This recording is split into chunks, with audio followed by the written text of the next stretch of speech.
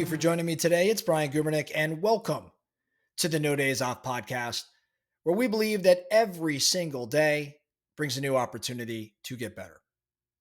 Today, I want to talk about a form of pride that most people never name. It's also a form of pride that almost everyone suffers from at some point. This is known as hubristic pride. It's the dangerous version of pride, the ego driven pride, the inflated pride, the I'm better than you kind.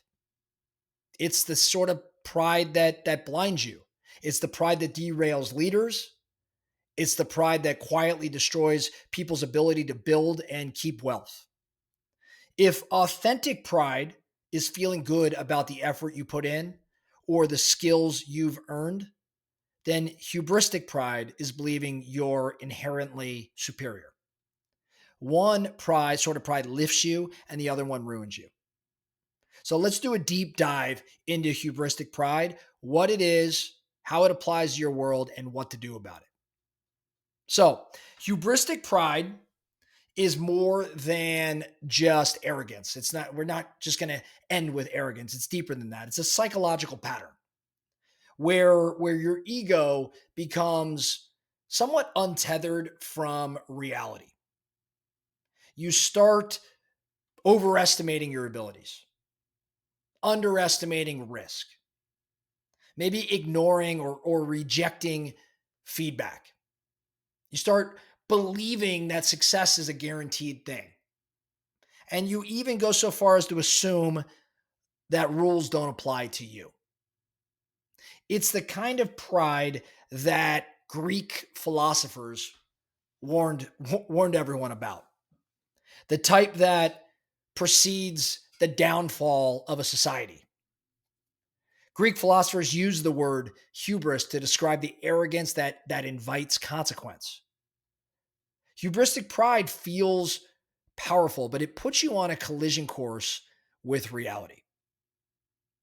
You actually see this sort of pride, this hubristic pride, show up in leadership all of the time. It shows up in those leaders who stop listening. Hubristic pride convinces a leader that they're maybe the smartest person in every room. So when they feel that way, they stop seeking input, they dismiss different viewpoints, they confuse silence from their team with agreement. It's not necessarily what it is. And eventually the leader becomes isolated. And isolated leaders almost always make bad decisions. So it shows up in leaders who stop listening. It also shows up with leaders who reject feedback, as I alluded to just a moment ago. When these types of leaders hear feedback, they hear that sort of correction as an attack. In other words, the feedback becomes a threat instead of a gift. They label honest people as negative or difficult or not bought in. And the organization ends up adapting to the leader's ego, but not necessarily the truth, right? And when that happens, performance almost inevitably is going to decline because the reality isn't allowed to kind of participate in the conversation. There's leaders, because of hubristic pride, there's leaders who assume past success guarantees future success.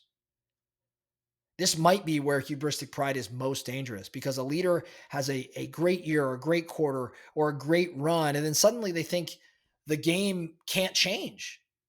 But then the markets shift or competitors rise or consumers' expectations evolve. And that hubristic pride whispers, you've already got it figured out. You got this. And that's when companies stagnate. That's when they decline. It wasn't a lack of talent, it was an overdose of confidence. Now, hubristic pride doesn't just damage leadership. It also can play a role, in destroying your wealth building journey, destroying financial lives. There's three common ways I see this show up. Number one, there's overconfidence that leads to oversized risks. Those that suffer from hubristic pride start believing they're invincible. They've made a little bit of money and now they're a genius. So they start dumping money into speculative investments or plays. They start over leveraging. They start buying assets that they actually don't understand.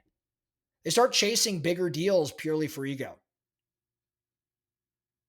Hubristic pride convinces people that they're the exception, and then the market proves otherwise. So again, there's common ways in wealth building that this hubristic pride shows up. Overconfidence is one. Number two is they underestimate downside. Hubristic pride dulls your sense to risk because you stop asking the questions that matter from an investment standpoint. What if I'm wrong? What's the blind spot? What am I not seeing? What could break? When someone is full of this sort of pride, they don't stress test decisions. In other words, they feel the universe is likely to bend in their favor. But wealth is built and preserved by people who stay humble, who stay at least humble enough to look for what could go wrong. And then lastly, as it pertains to wealth building, hubristic pride, when I see it show up, it's in people that stop learning. I think it's a really dangerous financial trap. When someone hears, in their own head, you already know enough, or you know more than the market, or you don't need mentors anymore. The wealthiest people on earth are also obsessive learners. They're paranoid, but in a somewhat healthy, productive way. They assume the world is shifting and then they evolve with it.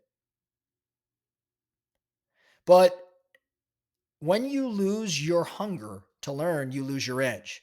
And when you lose your edge, you lose your wealth.